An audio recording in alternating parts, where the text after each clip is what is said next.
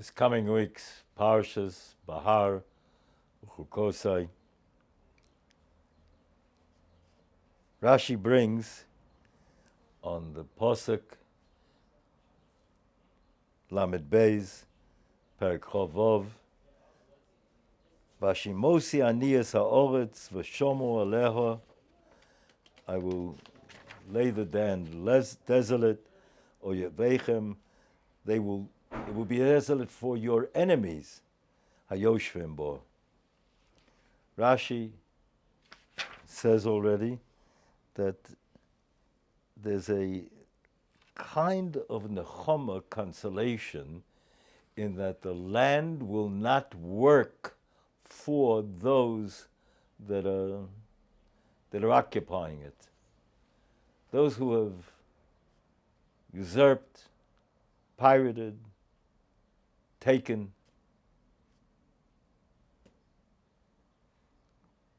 Eretz Yisrael from Am Yisrael through the years.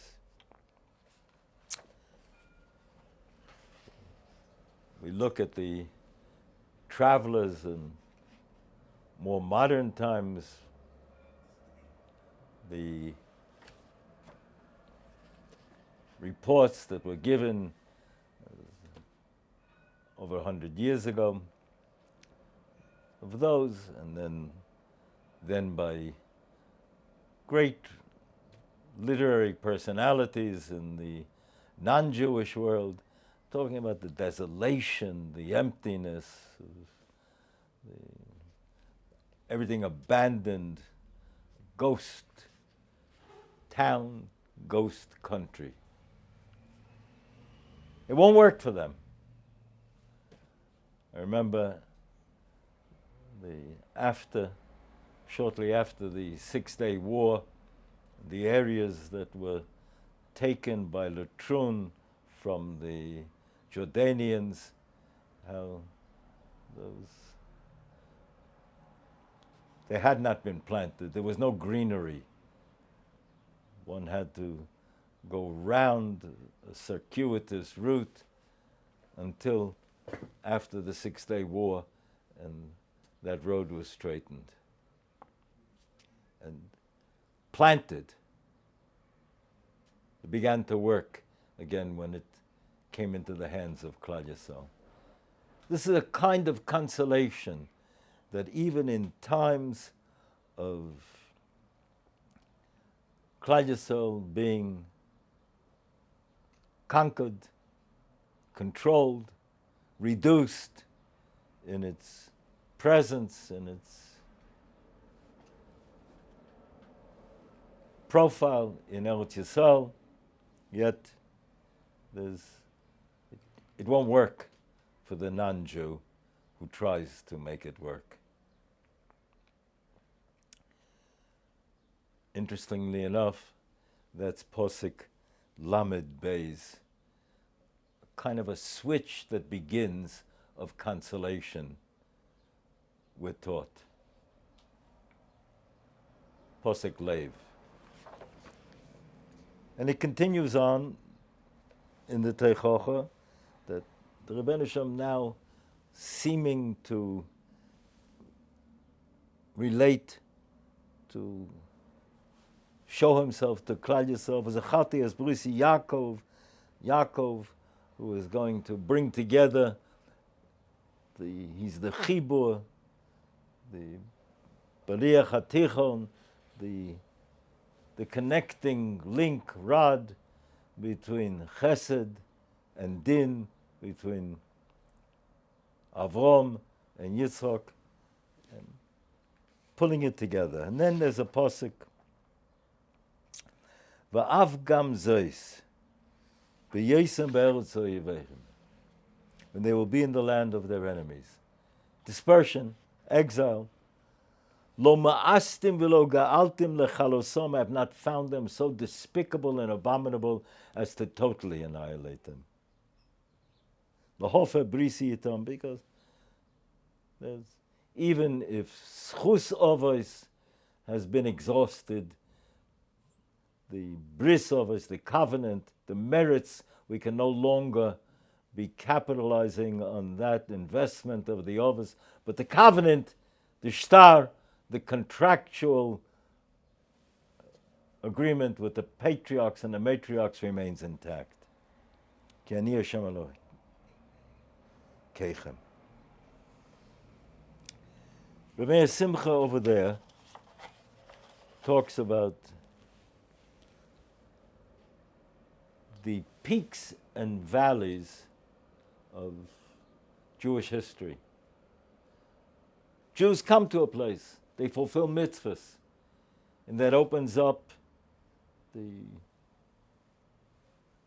storehouses, the treasure chests, a cornucopia of good, of blessing. And that's not on the cheshbon, not to be deducted from schar. Because when a tzibur, when a community, a congregation, a community, a tzibur of Klal Yisrael perform mitzvahs, they are given then a blessing collectively to enable them to do more mitzvahs. It's a separate cheshbon. V'hoyam shemot tishma mitzvasai, and you'll have Esav b'sorecho. But then, prosperity, affluence create a challenge. The prosperity, the affluence unto themselves bring a certain kind of an attitude of cockiness. They become shikah, intoxicated with the affluence. Vayishman v'yishurim v'yivot we have later on. Jews will, because of the prosperity, because of so much blessing, often lose their balance, spiritual balance, their spiritual equilibrium. But there's another crucial feature at work. Jews are endowed with a natural need, bent, capacity, enfranchised to be creative, because they're going to have to deal with all of the exigencies of dispersion of a world that is so complex and threatening so regularly, so often. Could we have avoided Golus?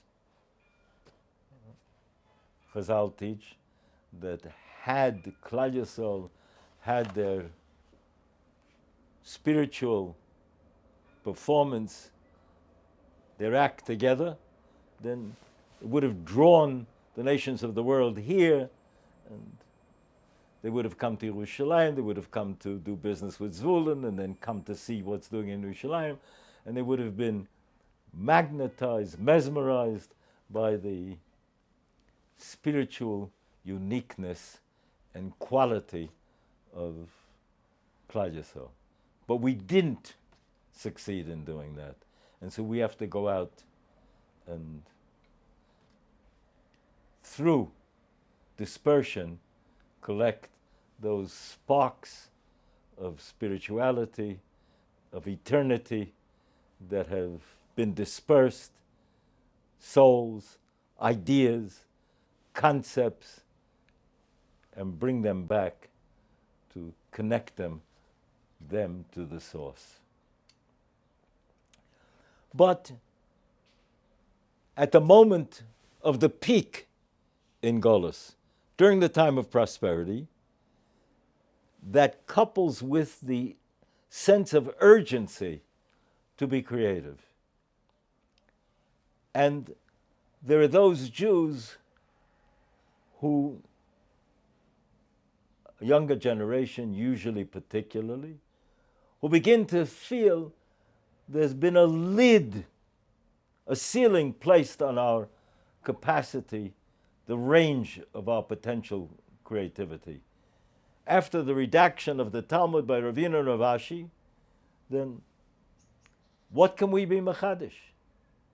We're restricted now to explication and application of those decisions. Chazal took that decision as the tantamount to the decisions of a Sanhedrin, because the dispersion and the inability to bring together Rov Chachmei Yisrael, the majority of Chachmei Yisrael, to one place, to one time, would limit the clarity and our capacity to plumb the depths of Torah. And therefore, Botei Din would be restricted locally to their legislation. Range and authority would then be determined by the criteria of the limitations of excellence in Torah, and only for that local community. No one could legislate for the federated body of Klal Yisrael. There was talk at the inception of the Medina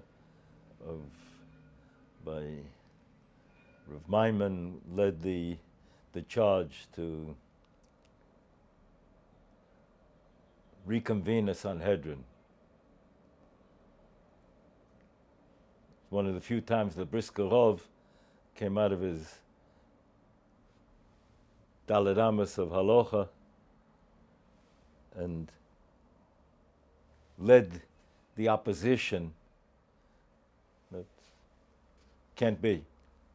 It'll be something that'll be reduced to politicization, to subjective influence of interested parties. Can't be. We don't have that state of affairs that allows, we don't have on the ground the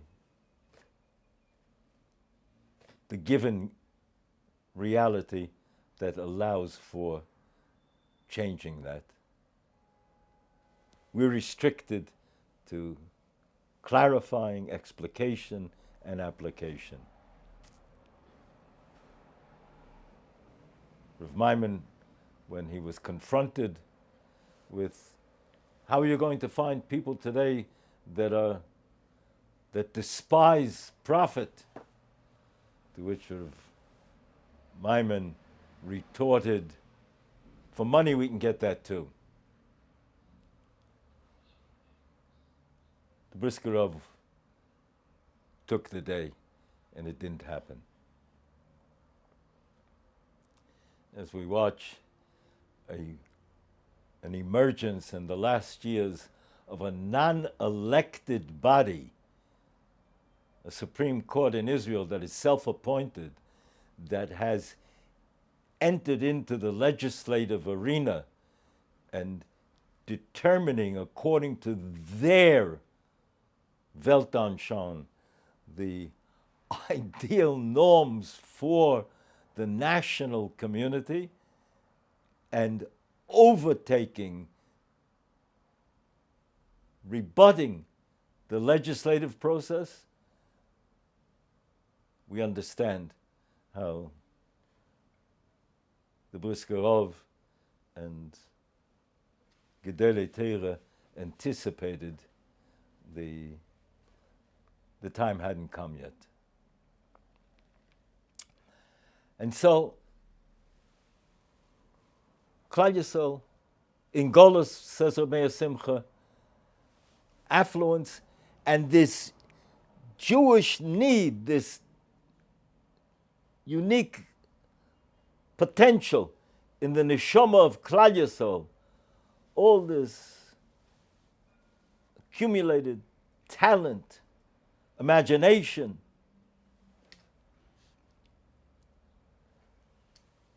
they so mistakenly begin to superficially conclude, well, let's take our imagination and put it at the service of the host culture. And Jewish imagination is taken out of the Beis Medrash and into the hallowed halls of culture, into academia, into politics, into the symphony hall, into the museums. And suddenly, for no logical, rational criteria that we can quantify, the host nation who has been so hospitable turns on the Jew and begins to persecute him mercilessly, irrationally.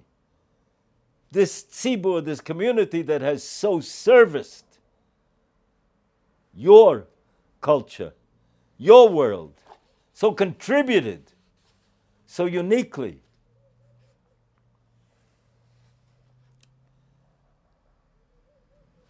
Says Rabbi Simcha, the peaks and valleys of Jewish history.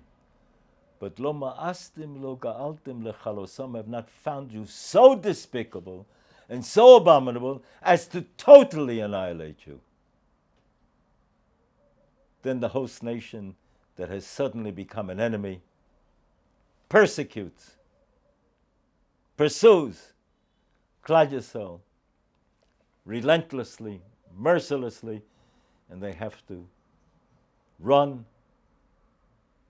to a new place. And the entire process begins again, peaks and valleys in Jewish history. Just when all seems lost, but not lechalosam, not to totally annihilate them. Brinkmanship, up to the edge, but always coming back to a continuing remnant that will keep alive the embers, the glow of the mission of Klal Yisrael. And continues Reb Meir Simcha there. Remember, Reb Meir Simcha, our Kabbalah, our tradition has it. He wrote this. He was about 20 years old. He was nifter about 90 years ago. It's in the late 1860s. You do the math, 70 years, odd years before World War II. And he writes, Le'elu ha-Yehudim shechoshvin she-Berlin ze Yerushalayim. To those Jews that think that Berlin is Jerusalem. They've arrived. That was the breeding grounds of reform. And it wasn't today's wonderful, charming, live and let live kind of a reform Jew. It was a reform that were pursuing, informing, trying to collaborate with the authorities against the growth of the negative image of the Jew about whom the Eastern European Jew, about whom they felt so apologetic. If you looked up Reb Meir Simcha, if you Googled him or looked him up in the Yellow Pages, he was not listed as a prophet. He was an explicator of Torah, of the law, of telling us this is what the psukim are teaching us. And again, in our history, we come back to this. Just recently at the Seder table, Rabbi Simcha, again it is, who talks about you coming to the Gedolei Chassidus talk about the question that Klal Yisrael are given 3 psuras, Rashi says. Ki yomer lechem b'neichem, ma avodah zos lechem. What is this worship to you? What are you doing? There's all these ceremonies of the Paschal Lamb, and we answer. Rashi says the 3 psuras they were given. 1, they're going to get out of Mitzrayim. 2, they're going to go to Eretz Yisrael. 3, they're going to have children. So they bow down in appreciation of these 3 positive pieces of news. And question is, the Baal HaGoda brings this as the posuk, which is the script recited by the Rosha, the Ben HaRosha, the evil son. So you bow down. Rabbi Simcha explains there are 2 kinds of Jews that bolt and run away in history. Those out of affluence and those out of poverty. Those out of affluence, the Rebbeinu Shalom can traumatize them, shock them, and many will often come back. Those out of poverty, too frequently, formulate ideologies, concepts, world solidarity, world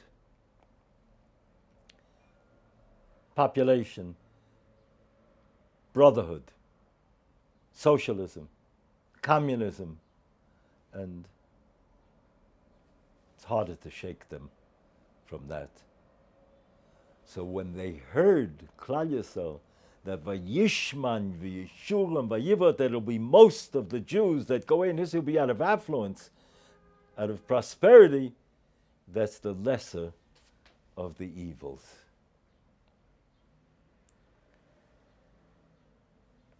Coming to the close of the Teichacha, the admonishment, the deprecation, and immediately after the Teichacha, you have the mitzvah of somebody dedicating a certain value of an individual that, as the schum, what is the amount that somebody can use that as a way of committing his gift to the Beis Mikdash, to Korbanos, etc. And there's halachic method of determining the value of the individual. It's not accidental, the smichas hapaushas, that after such devastation, such losses as are described in the Teichacha, we come back. Every individual has a value, and it's only symbolic and immeasurable, the value of the individual, the yochid that is there. In our times, in these days, the overload on the antenna for the suffering, the pain, the tragedies And yet the requirement and the urgency to connect to the value, to the preciousness of each individual neshama, each particular person's suffering.